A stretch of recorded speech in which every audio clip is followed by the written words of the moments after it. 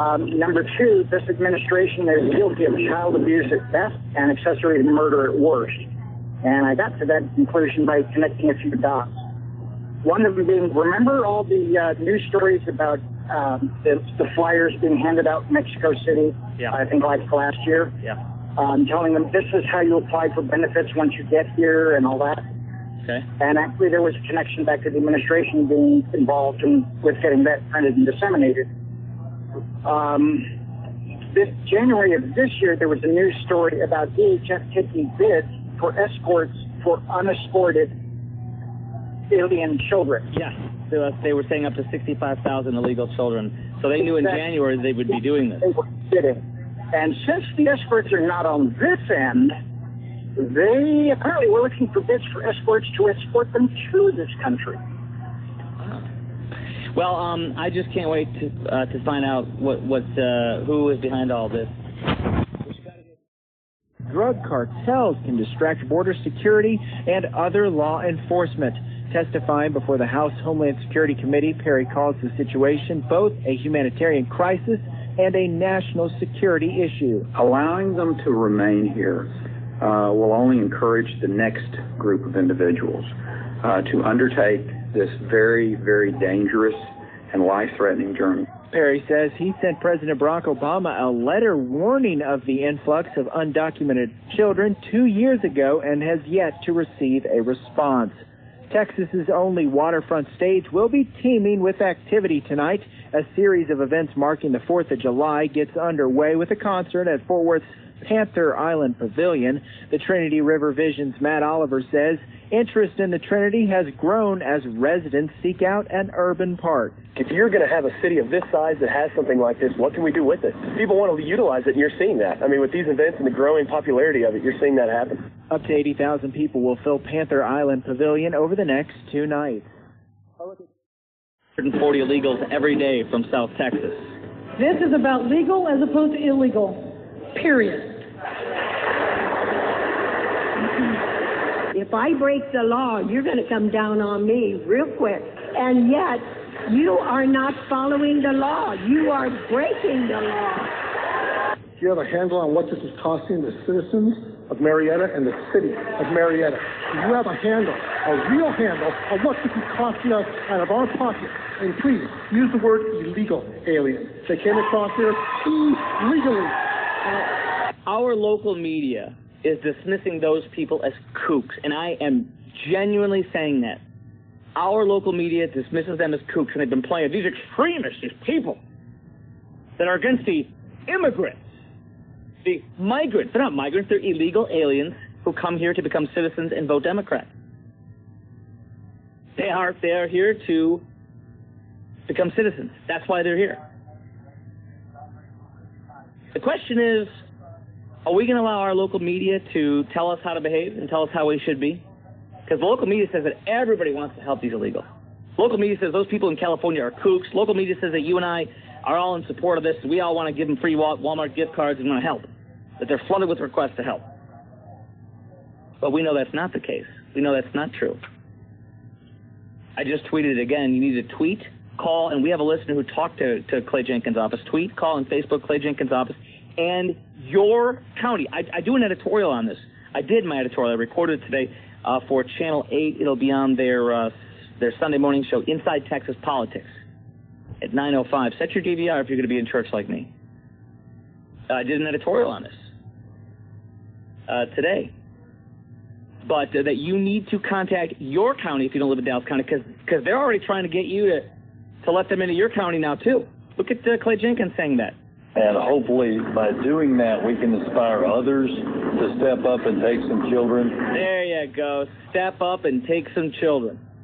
But, of course, today we're finding out that many of these children are lying and pretending like they're with family members when they're not their family members. We're finding out today that many of these children already have illegal parents that are already here illegally that paid coyotes to smuggle their kid up so now they can get the family back together, all of them illegally, and then they'll get amnesty. Hoorah! Meanwhile, you paid for it. We have become the coyotes. We have taken it over from the border and are bringing them up here to... and by the way, when we spread them out throughout the whole country, that's it. It's over. That's inhaling and taking in all the smoke and then holding it in so all the smoke dissipates in our lungs. They're all going to be interwoven into this country. 90% of the people do not come back to these immigration hearings. The first one, they go, oh, okay, thank you, we got you registered, we'll see you in 9 months. Bam. And then 90% of them don't show up after that. They won't. They're illegal. Their parents are illegal. A lot of them paid for their kids to smuggle them here. I like what Michael Burgess said, U.S. Congressman Burgess from the Metroplex. He said this is absolutely a serious public health threat with these illegals and all these diseases, infectious diseases like tuberculosis. This county where they're going to have the illegals, one of them is Parkland Hospital. And you know why they're going to be at Parkland Hospital. So that they can give them their free health care and treat the infectious diseases, the scabies, the lice. And I'm not trying to dehumanize them or gross you out. I'm trying to tell you the truth. The 3 locations are Halsey Middle School on Polk Street in Dallas, Lamar School on Walnut Street in Grand Prairie. Hey, GD, word them up, Grand Prairie, get ready for some illegals. And Parkland Hospital, so you can get their free health care. Now, God forbid if you get into a serious crash or a serious burn and you get flown in, you might be sharing some room with the illegals.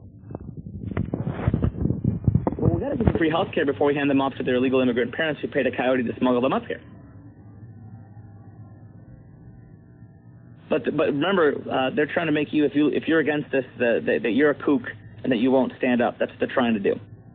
Well, you need to email and call and Facebook and tweet Clay Jenkins and your county folk and tell them no, no, no. And you need to prepare to peacefully demonstrate against these illegals and the buses that bring them here in a couple weeks.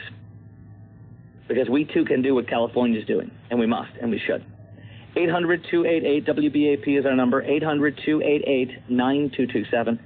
800-288-9227. I just tweeted it again, all the information to reach out to Clay Jenkins and tell him to not do this. My Twitter handle is @ChrisKrok Show. That's @ChrisKrok Show. CHRIS. Hey, Chris, thanks for taking my call, sir. Yes, sir.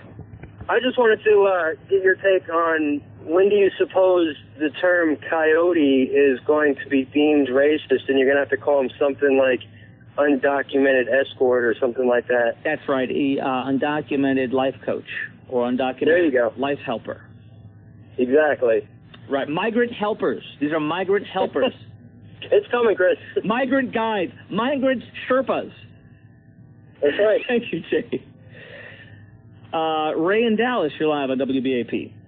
Yeah, hi, Chris. I have a different take. I don't know if everyone was aware of this type of thing, but I have an offer to work in Mexico. I'm an American citizen, obviously, and it's an unbelievable amount of red tape and paperwork for me to go to work in Mexico to do it legally. First, I have to get my birth certificate. Then I have to get my passport. Once I have my passport, I have to go to the Mexican consulate office in Dallas. I'm sorry for 1 second, sir. I'm hearing a siren in the back. You must be in El Salvador or Guatemala where people are fleeing from the violence. That's right, I am. I heard gunshots, too. Yes. So then I get the passport. I have to take the passport to the consulate office. Once I get to the consulate office, I have to get paperwork from them. When I get that paperwork, I have to send that paperwork to the employer in Mexico. Then the employer in Mexico has to send that paperwork to their government. And then I may or may not get approved to come to work legally in Mexico. Why don't you just show up there on a train and say that you took a coyote in there and... and it's actually been months of paperwork. Tell them you're fleeing violence. Tell them you're fleeing violence. And the other thing, my other point was Clay Jenkins keeps using the term humanitarian crisis. And I would like to educate him and anybody else that uses that term. I think humanitarian crisis was the tsunami. I think Katrina was a humanitarian crisis. Maybe the earthquakes in Haiti. Yeah. A bunch of people breaking the law at the border is not a humanitarian crisis. And a bunch of illegals in this country paying coyotes $5,000 to smuggle their kid up to pretend like there's a crisis is not a crisis as well. Ray, thank you for your call, and I appreciate your perspective. Thank you. And I appreciate you laughing at my jokes, too, by the way. 800-288-9227, 800-288-9227. Scott in Fort Worth, you're live on WBAP. Hey, Chris, I just had a quick question. How many times have you been to South America? I'm sorry, what? How many times have you been to South America? How many? You're breaking up, bro. How many have you been? I have not been to South America. Okay, well, I have. I've been there on mission trips with the church. also been to Iraq. You're breaking up, and he really disagrees with me. I really wanted him to get his question out, his point out. Scott, are you still there? Yeah. All right, good. Well, you're breaking up. No, I got you. You very much disagree with me. Go ahead. No, my thing is, I mean, I've been to South America. I've been to, Iraq. I've been to numerous places where if I had kids there, I would do whatever it took, legally or illegally, to get them to a better situation. The situations that are going on down there now, whether you want to believe it or not, it's not safe for these kids to be there. I'm not saying that, picking up illegally is the right route. If it wasn't safe for your kid to be there, would you leave them alone in that country and come up here illegally? I would do whatever I had to do to get them up here. Okay, but no. But whether it was leave them a family and go ahead and make money to send back, or whatever it took. Okay, because you're saying it's not safe for them to be there. Then would you leave them there alone then? If there was family members or someone that I could trust to keep them until they were ready to come up, then I would definitely do that. Okay, well, go ahead with your point, though. I didn't want to interrupt you. I'm sorry if I did. No, my point is, I mean, as Americans, we need to stop looking at this as a, legal, illegal when it comes to these kids. It's not, I mean, yes, that is the technicality of the law, whatever it is. But, it was also illegal for the Jews to flee, from Germany and Poland and things like that and going out to other countries when they were at risk. If we look back and we would have turned, if those countries that would have taken those people in had turned their backs on them and let them get killed, then where would they stand? How would they look? Okay, so it says here, too, that you wanted to bring up Jesus. You said you went there with your church in South America, that Jesus would help these children. Is that right? Is that what you wanted to say, too? Yeah, I mean, Jesus said, suffer little children, let them come unto me. Yes, he did, but he wouldn't stand on the border and turn his back to these kids. Actually, let's go, because you brought up church and you wanted to bring up Jesus, too, so let's do that. Let's see. Okay. Let's go to Romans 13, and let me just read off a few little things here. Let everyone be subject to the governing authorities, for there is no authority except that which God has established. The authorities that exist have been established by God. Consequently, whoever rebels against the authority is rebelling against God and what God has instituted. And those who do so will bring judgment on themselves. Rulers hold no terror for those who do right, but for those who do wrong. Do you want to be free from fear? I'm gonna finish off, because if you want to bring that up, the Bible is very clear that you must obey the laws of the land, and they are not. We'll continue with this, and let Scott have a comment on it next on the Chris Krok Show. With the ClassicChevrolet.com Metroplex, if Democrats have it their way. Scott in Fort Worth says, hey, man, I've been down there with my church, and I've served in Iraq, and Jesus would help these kids and would support them. And I said, well, dude, if you want to talk about the Bible, then Romans 13 is very clear. Let everyone be subject to the governing authorities, for there is no authority except that which God has established. The authorities that exist have been established by God. Consequently, whoever rebels against the authority is rebelling against God, what God has instituted, and those who do so will bring judgment on themselves. For rulers hold no terror for those who do right, but for those who do wrong. Do you want to be free from fear of the one in authority? Then do what is right, and you will be commended. For the one in authority is God's servant for your good. But if you do wrong, be afraid. If you do wrong, be afraid. For rulers do not bear the sword for no reason. They are God's servants, agents of wrath to bring punishment on the wrongdoer. Therefore, it is necessary to submit to the authorities, not only because of the possible punishment, but also as a matter of conscience. This is why you pay your taxes, for the authorities are God's servants who give their full time to governing. Give to everyone what you owe them. If you owe taxes, pay taxes. If revenue, then revenue. If respect, then respect. If honor, then honor. So, Scott, just want to give you a chance to quickly respond to that before I move on. No, that's fine. That's fine. You want to say that, they need to respect, man's authority, and that, there's no authority in place that God didn't put in place. Then how do you respond to Sharia law? It may not be the same. Well, do you actually think Sharia law is biblical? No, but... Okay, well, there you go. Now, if you're claiming that United States law is unbiblical, we are a Christian nation. And by all means, take it up and challenge it to say somehow that our immigration laws are unbiblical. Good luck with that. By the way, did you hear how he compared us? Do you hear this guy? He compared us to Nazi Germany and said that we're just like the Nazis, making it illegal to come here. And he also compared us to Sharia law.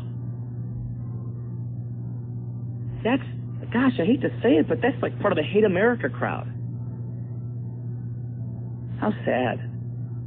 Kurt in Bedford, you're live on WBAP. Hey, Chris, I got a report. I got off the phone with a real nice young man at Clay Jenkins' office, which is, by the way, 214-653-7949. 214-653-7949. Right on. First of all, very nice young man, very courteous, very informative. You didn't swear at him, did you? Because they're saying that people are swearing at them. No. That is not the way to do it. Exactly. Okay, first of all, number one, there's no scheduled open meetings thus far. And I asked him if they do have any, would they post it on their web? And he said he didn't know if they would. And I said, well, I think you have to. Public officials have to do that. And he wasn't sure about that. And then they had it invite only this morning. Yes, invitational only for nonprofits meeting. See, that's not love. We're not invited to the meetings. No, invitation only. And you know who they had there? Who? They had DHS, HHS, some nonprofits, a group called VOAD, Voluntary Organization Active in Disaster.